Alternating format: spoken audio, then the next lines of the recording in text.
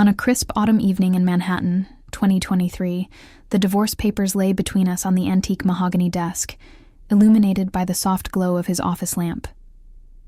The last time I lived through this moment, I had fallen to my knees, mascara streaking down my face as I begged Alexander not to leave me. His cold eyes had watched with barely concealed satisfaction as my dignity shattered alongside my heart. But tonight, as rain tapped against the penthouse windows, I calmly lifted the Mont Blanc pen he'd received for making partner, the one I'd had engraved with his initials, and signed my name with steady strokes. In the stunned silence that followed, I heard his thoughts as clearly as if he'd spoken them aloud. This isn't right. Where are the tears? The pleading? Something's wrong. After dying in the wreckage of a life he'd systematically dismantled, I'd been given a second chance at the exact moment everything had first fallen apart. This is the story of how I reclaimed my future by choosing dignity, when desperation had once consumed me. Subscribe now to discover how the woman who once died begging found the strength to walk away first, leaving only silence in her wake. I was reborn on the evening my husband asked for a divorce, and discovered I could hear other people's thoughts. "This isn't working anymore, Catherine," Alexander said, his voice measured and calm, as he slid the manila folder across his desk. Rain pattered against the floor-to-ceiling windows of our Upper East Side penthouse, creating an appropriate soundtrack for the end of our marriage. I've had papers drawn up. Everything's outlined clearly. The division of assets, the properties. I've been more than generous. In my previous life, these words had shattered me completely. I'd collapsed to my knees beside his expensive desk, sobbing and pleading, promising to be better, to be whatever he wanted. My desperation had only reinforced his contempt and weakened my position further. I'd walked away with a fraction of what I deserved, descending into depression and financial insecurity, until, 3 years later, I died in a car accident driving a vehicle I couldn't afford to maintain properly. But this time was different. As Alexander leaned back in his leather chair, I heard his voice clearly inside my head. "Perfect. She's going to fall apart any second now. Always so emotional, so dependent. Once the tears start, I'll suggest she doesn't need her own lawyer. Make this quick and clean. She has no idea about the Cayman accounts or the new hedge fund." I froze, stunned not by his callousness, which I'd long suspected in my first life, but by the realization that I was experiencing something impossible. I had died on a rain-slicked road much like tonight, the sensation of metal crushing against metal still visceral in my memory, and somehow returned to this pivotal moment. Even more incredibly, I could hear Alexander's thoughts, words he wasn't speaking aloud. "Catherine?" Alexander's actual voice cut through my shock. "Did you hear what I said?" I studied him with new eyes. At 47, Alexander Blackwood was still undeniably handsome. Salt and pepper hair perfectly styled, his tall frame impeccably dressed in a custom Brioni suit, blue eyes sharp behind designer glasses. He was a founding partner at Blackwood, Hayes & Mitchell, one of Manhattan's premier investment firms, a man accustomed to calculating risk and reward in everything, including our marriage. In my previous life, I'd been the perfect corporate wife, the former art curator who organized his charity galas, maintained our social calendar, and charmed his clients' spouses over dinner. I'd gradually given up my own career, friends, and interests to revolve around his world. When he'd asked for a divorce, I had crumbled completely, giving him exactly what he wanted. A quick, clean break where I walked away with the bare minimum. "I heard you," I said, my voice surprisingly steady. "You want a divorce." A flicker of something, surprise perhaps, crossed his face before his features settled back into practiced neutrality. "Yes, I believe it's for the best. For both of us." "May I see the papers?" I asked, reaching for the folder without the desperation that had colored my previous life. He pushed the folder toward me, and as my fingers touched the document, his thoughts came through with crystal clarity. "She's taking this better than expected. Good. The sooner she signs, the sooner this is over. She has no idea I've already moved half our assets. By the time she realizes what she's signed away, it'll be too late to contest anything." I opened the folder and pretended to scan the first page, while my mind raced with this new information. In my past life, I had signed immediately, too devastated to think clearly. too trusting to question the generous offer that had left me with our Hamptons home, which I later couldn't afford to keep due to the exorbitant taxes and maintenance costs. "I'll need some time to review these," I said, closing the folder without committing to anything. "And I should probably have my own attorney look them over." His eyebrows raised slightly, the most surprise he'd allow himself to show. "Catherine, there's really no need to make this complicated. The terms are more than fair. Getting lawyers involved will only drag this out and cost us both." "Even so," I met his gaze directly, "I think independent counsel would be prudent. Don't you?" His thoughts came in a rush. What the hell? This isn't how it's supposed to go. Why isn't she falling apart? Has someone been advising her already? Outwardly, he maintained perfect composure, only the slightest tightening of his jaw betraying his irritation. "Of course," he said smoothly, "if that's what you want, but I hope we can keep this amicable." Amicable. The same word he'd used before when amicable had meant me accepting his terms without question. "I'm sure we can," I replied, gathering the folder and standing up. "I'll be moving into the guest suite until we sort things out." "Actually," he said, "I've already arranged to stay at the plaza for a while. Give us both some space." Just as he had before. The plaza was where he'd been living with Sophia, his 35-year-old VP of client relations, for the past 2 months while claiming to work late. In my past life, I hadn't discovered the affair until after I'd signed the divorce papers, when a sympathetic colleague of his had finally told me the truth. "Whatever works for you," I said, my newfound calmness clearly unsettling him. As I turned to leave his study, I caught one final thought. Something's different. She should be begging by now. What's changed? Everything had changed. Death had given me perspective that no amount of living could provide. Once alone in our master bedroom, an expensively decorated space in cream and navy that had always felt more like a furniture showroom than a home, I sat on the edge of our king-sized bed, my hands finally beginning to tremble. The enormity of what was happening crashed over me in waves. I had died and been given a second chance. I was 45 again, not the broken 48-year-old who had died alone on that rainy highway. I had knowledge of a future that hadn't happened yet, and somehow, impossibly, I could hear people's thoughts. I needed to be strategic. Alexander would expect emotional reactions and impulsive decisions from me.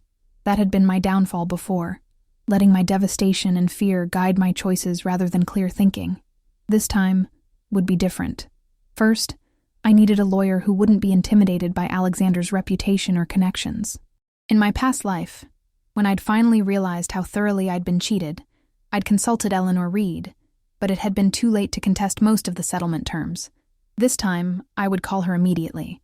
Second, I needed to secure evidence of Alexander's affair and hidden assets before he could cover his tracks.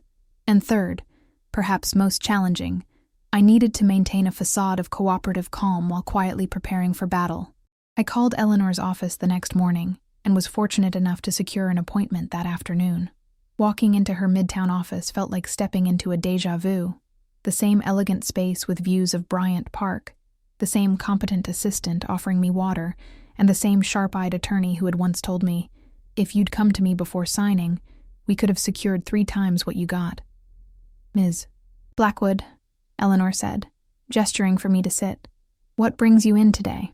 "My husband has asked for a divorce," I said simply, "and I have reason to believe he's concealing significant assets." Her eyebrows rose slightly. "That's quite an accusation. What evidence do you have?" I couldn't exactly say I'd heard it in his thoughts or that I knew it from a previous life. Financial intuition, patterns in our accounts, conversations overheard, and the settlement he's offering seems suspiciously hasty. Eleanor studied me thoughtfully. "Does your husband know you're consulting with me?" "Not yet, but he knows I'm seeking independent counsel." "Good," she said, making a note. "Mrs. Blackwood. Catherine, please." "Catherine, then. I need you to understand something. If your husband is hiding assets, uncovering them will require significant resources, both time and money. Are you prepared for that?" In my past life, I hadn't been. I'd been too emotionally devastated, too eager to escape the pain and humiliation. "Absolutely," I said. "I can provide a retainer today." She seemed pleased by my decisiveness. "Then I need you to do something for me. Go home and gather every financial document you can find. Bank statements, investment records, tax returns, property deeds.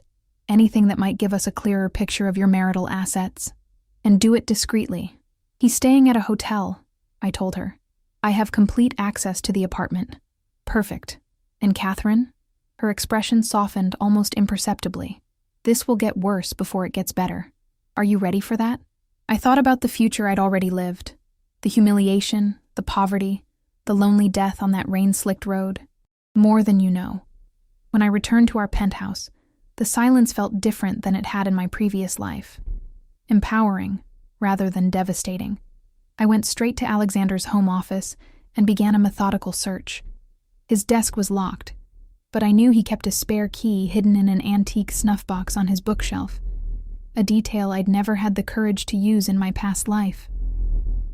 With the key in hand, I unlocked the desk and began carefully examining every document, photographing anything that seemed relevant with my phone. In the bottom drawer, I found a folder labeled Cayman Holdings that contained details of an offshore account I'd never known about. According to the latest statement, it held over $7 million. Next, I turned to his computer. It was password protected, of course. In my previous life, I'd never even attempted to access it. But now I remembered something. The password hint was alma mater year, and Alexander had graduated from Dartmouth in 1998. I typed Dartmouth 1998 and held my breath. Access denied. I tried Dartmouth 98. The screen unlocked. For the next 2 hours, I carefully explored his files, taking photos of everything potentially useful. I found emails discussing a hedge fund called Artemis Partners that I'd never heard of, transfers to the Cayman account, and a folder of messages with Sophia dating back almost a year. A year. In my previous life, I'd believed the affair was recent, a brief indiscretion. But it had been going on for much longer, including during our anniversary trip to Paris, when he'd claimed his frequent work calls were about a major client crisis. I was photographing documents showing recent property acquisitions in Alexander's name only, 3 luxury condos in Miami purchased through a shell company, when I heard the apartment door open. Quickly, I closed all the files, locked the computer, returned the desk key to its hiding place, and slipped out of his office. "Catherine?" Alexander called out. "Are you home?" I met him in the foyer, my heart racing, but my face composed. "Just doing some reading," I said calmly. His eyes narrowed slightly. "I thought you'd be out. Don't you have your book club on Thursdays?" He was right. In my previous life, I'd maintained a monthly book club with several other corporate wives from his social circle. But in this new timeline, I hadn't even thought about it. "I canceled," I said. "Needed some time to process everything." He studied my face, and I caught his thoughts clearly. "She's still too calm. This isn't like her at all. Is she sedated? Or in denial? I just came to collect some files I need for a meeting tomorrow," he said aloud. "I'll be out of your way in a few minutes." "Take your time," I replied. "It's still your home too." As he disappeared into his office, I retreated to the living room, forcing myself to breathe slowly and evenly. That had been close. Too close. But I now had evidence that would change everything. The next day, I delivered everything to Eleanor. She examined the photos with growing interest, occasionally making notes or asking questions about specific documents. "This is extremely helpful," she said finally. "The Cayman account alone is significant, but these Miami properties and the Artemis Partners investment," she looked up sharply. "He made all these acquisitions within the last year and disclosed none of them in his proposed settlement?" "Apparently not," I confirmed. "That's not just unethical, it's illegal." She continued reviewing the evidence. "And this affair with a company executive? That could have professional implications for him if the board learned he was having a relationship with a direct report." "So what's our next step?" I asked. "We continue building our case, quietly and thoroughly," Eleanor said. "Meanwhile, you need to maintain your normal routine. If Alexander suspects you're gathering evidence, he'll start covering his tracks and moving assets even further out of reach." "I can do that," I assured her, though the prospect of pretending everything was normal made my stomach clench. Acting normal meant maintaining appearances, attending the charity gala where Alexander was a major donor, keeping my weekly tennis game at the club, and even having lunch with his mother that weekend. In my past life, I'd canceled everything after he asked for the divorce, too devastated to face our social circle. This time, I went shopping for a new dress for the gala, an elegant emerald gown that made me look more confident than I felt. When I arrived at the Metropolitan Museum of Art, where the annual Blackwood Foundation Gala was being held, I immediately sensed the subtle shift in the atmosphere, the whispers behind hands, the speculative glances. I caught fragments of thoughts from various attendees.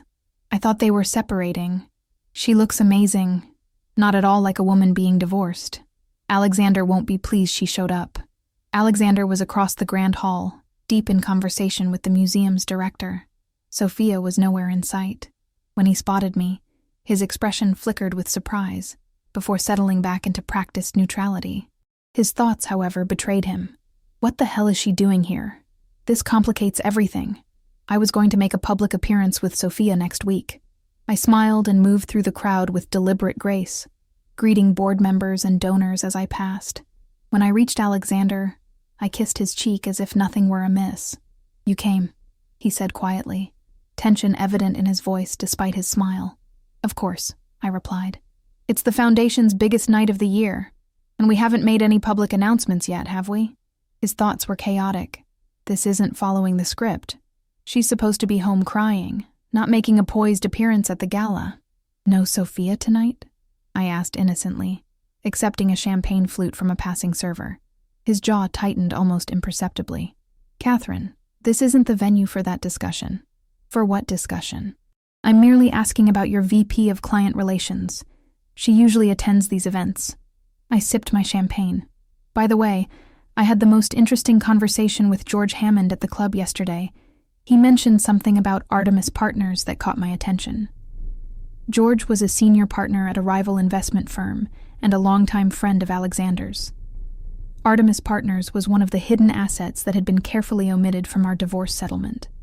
The color drained subtly from Alexander's face. "What are you talking about?" "Just that new venture you've been developing, the one you never mentioned to me." I kept my voice light, my smile intact, but my eyes met his directly. "Must have slipped your mind during all those late nights at the office." His thoughts flooded with alarm. "How does she know about Artemis? Who has she been talking to? This is impossible." Before he could respond, I spotted the museum's director approaching with a major donor. I should greet Charles and Mrs. Ashford. Her contribution to the new wing was so generous. As I glided away, I felt the weight of Alexander's stare. The balance of power had shifted, and for the first time in our marriage, he wasn't the one in control. Over the next few weeks, I maintained the delicate balance of appearing cooperative while secretly working with Eleanor to build our case. I met with forensic accountants, documented everything I could access in the apartment, and carefully reconstructed the timeline of Alexander's financial maneuvers over the previous year. Meanwhile, Alexander became increasingly uneasy. He called more frequently, appeared at the apartment at unexpected times, and even suggested we meet for dinner to discuss things amicably. I remained polite, but never gave him the emotional response he was waiting for. "You've changed," he observed during one of his unannounced visits to the apartment. "It's like you've become a different person overnight." "Perhaps I have," I replied simply. His frustration was evident both in his expression and his thoughts. What's happened to her? Where's the dependent woman who organized her entire life around mine? That woman had died, literally, and been reborn with clarity and purpose. The turning point came 5 weeks after Alexander had first asked for the divorce. Eleanor called me in for an urgent meeting. "We've uncovered everything," she said, as soon as her office door closed behind me. "The forensic accountants have traced all the hidden assets, the Cayman accounts, Artemis Partners, the Miami properties, and 2 more real estate investments we didn't even know about in California and Vancouver. All told, he's concealed approximately $15 million from the marital estate." I exhaled slowly. $15 million. In my past life, I'd walked away with less than our Hamptons home, which I'd been forced to sell within a year to cover expenses. "There's more," Eleanor continued, her expression unusually animated. 2 female employees at his firm have filed confidential complaints about his relationship with Sophia. Apparently, there's a pattern of her receiving preferential treatment and promotions while equally qualified candidates were overlooked. The board is conducting a quiet investigation. I blinked in surprise. "How did the board find out?" Eleanor's smile was enigmatic. "Anonymous tip. But the timing works perfectly for us. Alexander's position at the firm is suddenly precarious. He can't afford a public scandal right now. So what's our next move? I asked. We request a settlement conference. You, me, Alexander, and whoever he brings as counsel. We present what we know and make our demands. She leaned forward. Catherine, we're going to ask for half of everything, including the hidden assets, plus additional compensation for the career opportunities you sacrificed. Given what we've uncovered, I believe he'll settle rather than risk litigation. The meeting was scheduled for the following Monday at Eleanor's office. When I arrived, Alexander was already there with not only his regular attorney, but also Richard Hoffman, a notorious divorce attorney known for his aggressive tactics in high-net-worth cases. As we settled around the conference table, I felt Alexander's eyes on me, searching for any sign of vulnerability. His thoughts betrayed his anxiety. She knows something. How much does she know? Lawrence assured me everything was undetectable. Eleanor opened her leather portfolio and began methodically presenting our findings: the hidden accounts, the real estate investments, the undisclosed partnership in Artemis, and the documented affair with its potential professional ramifications. With each revelation, Alexander's face grew more rigid, and Richard Hoffman's expression increasingly grim. In light of these findings, Eleanor concluded, we've prepared the following settlement proposal. She slid a document across the table. 50% of all marital assets, including those previously undisclosed, compensation for Ms. Blackwood's career sacrifices, and alimony reflecting the lifestyle she has maintained throughout the marriage. Richard skimmed the document, his expression darkening. These terms are outrageous. They're entirely reasonable, Eleanor countered, and considerably more favorable than what might result from litigation where Mr. Blackwood's financial misrepresentations and workplace indiscretions would become matters of public record. The message was unmistakable. Settle, or we make everything public. Alexander cleared his throat. I'd like to speak with my wife privately. Eleanor glanced at me questioningly. I nodded. It's fine. Once everyone else had left the conference room, Alexander and I sat in tense silence for several moments. How did you find all this? He finally asked, his voice low. Does it matter? The point is, I know everything now.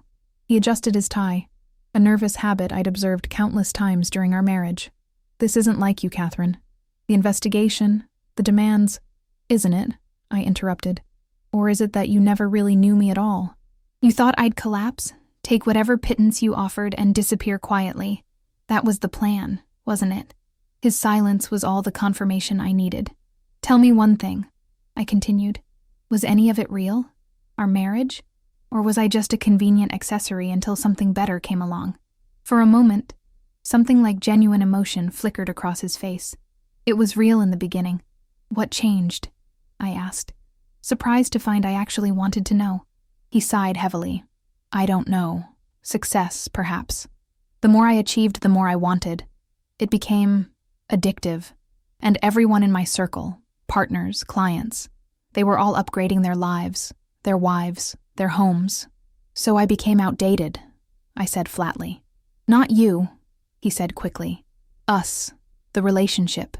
It felt constraining. I studied this man I'd once loved enough to sacrifice my entire identity for. In my previous life, I would have given anything to hear him express even this much reflection. Now it just seemed hollow. Well, I said, you'll have all the freedom you want now. It doesn't have to be this way, he said, leaning forward. We could start fresh. I could end things with Sophia. We could... No, I said firmly. That's not going to happen. Why not? He seemed genuinely confused. You obviously still care, or you wouldn't have gone to all this trouble.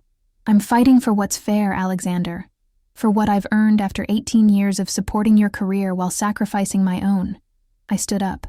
I'm fighting because I finally understand my own worth.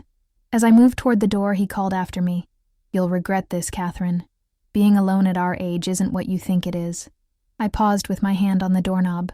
I'd rather be alone than with someone who values his offshore accounts more than his marriage vows. The settlement was finalized 3 weeks later. In the end, Alexander couldn't risk the professional and public relations disaster of fighting us in court. I received exactly what Eleanor had demanded, half of everything, including the previously hidden assets, plus substantial alimony. The day I signed the final papers, Alexander watched me with a mixture of resentment and bewilderment. "I still don't understand what happened," he said as I set down the pen. "What changed you so completely?" I smiled slightly. How could I explain that I had lived this moment before, that I had died and been given a second chance? "Life is too short for regrets," I said simply. I finally realized that. As I walked out of the attorney's office that day, I felt a lightness I hadn't experienced in either of my lifetimes. The future stretched before me, unwritten and full of possibilities. I used part of the settlement to restart my career in art curation, opening a small gallery in Chelsea focused on emerging female artists, something I'd dreamed of doing before I'd put Alexander's career ahead of my own ambitions. I sold the penthouse that had never truly felt like home and purchased a charming brownstone in the West Village, filling it with colors and textures that pleased me rather than impressing others. 6 months later, when in my previous life I had been struggling to maintain the Hamptons house I couldn't afford, I hosted the opening night of my gallery's first major exhibition. The event was covered by several art publications and attended by critics and collectors I'd cultivated relationships with over the previous months. As I moved through the crowded gallery, greeting guests and discussing the works on display, I caught sight of a familiar figure near the entrance. Alexander stood awkwardly at the threshold, looking uncertain, an expression I'd rarely seen on his face during our marriage. Our eyes met across the room, and I heard his thought clearly. "She looks happy, truly happy. I've never seen her like this before." I approached him with the same poise I would any other guest. "Alexander, I'm surprised to see you here. I saw the write-up in the Times," he said. "The collection looks impressive." "Thank you," I said simply. He shifted uncomfortably. "You seem to be doing well." "I am," I confirmed. An awkward silence stretched between us. Finally, he said, "Sophia and I broke up." "I'm sorry to hear that," I replied, though I wasn't. "The board found out about some other indiscretions," he continued. "I've been asked to take a leave of absence while they investigate." I nodded, unsurprised. In my previous life, I'd later learned that Sophia hadn't been his first affair within the company. "Catherine, I've been thinking," he began. "Alexander," I interrupted gently. "Whatever you're going to suggest, the answer is no. That chapter of our lives is closed." For a moment, he looked as though he might argue, but then his shoulders sagged slightly. "You're right, of course. I just wanted to say, you deserved this success. You always had a better eye for talent than anyone I knew." It was perhaps the most genuine compliment he'd ever paid me. "Thank you," I said. "I should get back to my guests." He nodded. "Of course. Congratulations again." As he turned to leave, I caught one final thought. I made a terrible mistake letting her go. "Yes," I silently agreed. "You did." The ability to hear thoughts gradually faded over the following months. Perhaps it had only been meant to guide me through that critical juncture. Or perhaps it had been the universe's way of balancing the scales. Either way, I didn't mourn its loss. I had learned to trust my instincts and to read people through their actions rather than their hidden thoughts. 1 year to the day after Alexander had asked for the divorce, I stood on the rooftop garden of my brownstone, watching the sunset paint Manhattan's skyline in gold and pink. In my previous life, this had been the day I'd finally realized how thoroughly I'd been deceived in our divorce settlement, the day I'd begun the downward spiral that eventually led to my death. Now, I sipped a glass of champagne and reflected on everything that had changed. In my first life, I had defined myself entirely through Alexander's eyes, measuring my worth by his approval. I had allowed myself to be diminished, one small compromise at a time, until there was almost nothing left of the woman I'd once been. Death had given me perspective that nothing else could. The realization that life is too precious to waste on people who don't value you, too brief to spend being less than who you truly are. That night, I dreamed of the rainy highway, where my previous life had ended, but this time, instead of fear and regret, I felt a profound sense of peace. Dying had taught me how to truly live, and when I woke, it was to a life that was finally, completely my own. I spent the second year of my new life expanding my gallery's reach and reputation. We began representing more artists, hosting larger exhibitions, and developing an international clientele. I traveled to art fairs in Miami, London, and Venice, trips I'd often accompanied Alexander on as his wife, but had never experienced through my own professional lens. During a vernissage in Paris, I met Laurent, a charming art historian with kind eyes and a genuine passion for supporting new artists. Our conversation flowed effortlessly from French Impressionism to contemporary installation art, and for the first time since my rebirth, I felt a spark of interest in someone new. "Would you join me for dinner tomorrow?" he asked as the event wound down. "There's a small restaurant in Saint-Germain that I think you'd enjoy." In my previous life, I might have hesitated, still defining myself through Alexander's abandonment. But in this new life, I smiled and accepted without reservation. Our dinner lasted for hours as we discussed art, literature, and our respective journeys. Unlike Alexander, Laurent listened as much as he spoke, asking thoughtful questions about my gallery and my vision for its future. When he walked me back to my hotel, he kissed my hand at the door and asked if he might see me again during my stay in Paris. "I'd like that," I said, and meant it. We spent the next 3 days exploring galleries and hidden corners of Paris together. On my last evening in the city, as we shared a bottle of wine at a café along the Seine, Laurent asked, "Will you return to Paris soon?"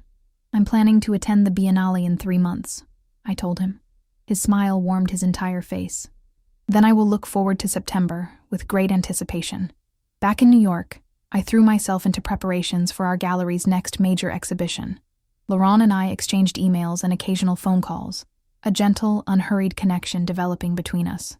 When September arrived, I returned to Paris with both professional excitement for the Biennale and personal anticipation of seeing Laurent again. Our reunion was comfortable and joyful, as if we'd known each other for years rather than months. On my 3rd night in Paris, Laurent took me to dinner at a small, elegant restaurant overlooking the city. As we lingered over dessert, he reached across the table to take my hand. "Catherine," he said softly, "I know we live in different countries and lead very different lives, but I find myself thinking of you often. I would like to see where this connection between us might lead, if you're willing. In my previous life, I might have retreated from such vulnerability, too wounded by Alexander's betrayal to risk my heart again. But death and rebirth had taught me that the greatest risk was not loving at all. I'd like that too," I said, squeezing his hand. We established a pattern of visits between New York and Paris over the following months, discovering each other slowly and deliberately. Laurent never pushed for more than I was ready to give, and I found myself gradually opening to possibilities I'd thought closed forever. During one of his visits to New York, we attended a charity gala at the Metropolitan Museum. Coincidentally, the same annual event where I'd once confronted Alexander about his hidden assets. As we climbed the grand staircase, I caught sight of my ex-husband across the crowded entrance hall. He was alone, looking older, and somehow diminished in a way I couldn't quite define. Our eyes met briefly, and I inclined my head in a small, polite acknowledgement. He returned the gesture, his gaze shifting to Laurent at my side, curiosity evident in his expression. "Is that someone you know?" Laurent asked quietly. "My ex-husband," I replied simply. Laurent nodded, not pressing for details I hadn't yet shared. His hand found mine, offering silent support. Later that evening, as we moved through the exhibition halls, Alexander approached us during a quiet moment. "Catherine," he said, his tone formal, "it's good to see you." "Alexander," I replied evenly. "This is Laurent Dubois, a dear friend." "Laurent," Alexander Blackwood. The men exchanged pleasantries, Laurent's French accent and impeccable manners creating a stark contrast to Alexander's more calculated charm. "Your gallery is doing well, I hear," Alexander said. "The Times mentioned you again last month." "Yes, we've been fortunate," I acknowledged. An awkward pause followed before Alexander cleared his throat. "I've been meaning to reach out. I'm leaving the firm, starting fresh with a smaller venture." I raised an eyebrow. "Oh? The investigation. It didn't go well," he admitted, glancing away.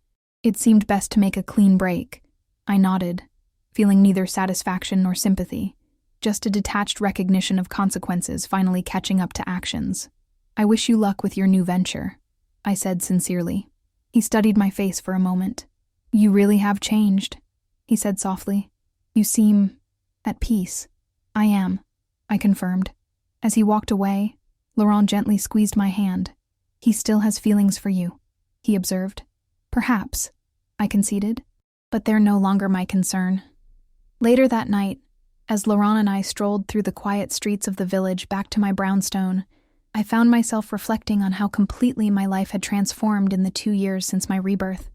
I had reclaimed not only my financial security and professional identity, but also my capacity for joy, for connection, for authentic living. "What are you thinking?" Laurent asked, noticing my contemplative silence. "That life gives us second chances in unexpected ways," I replied, "and that I'm grateful for mine." He smiled, drawing me closer as we walked. "Then we are both fortunate, for I feel I have been given a second chance as well, meeting you."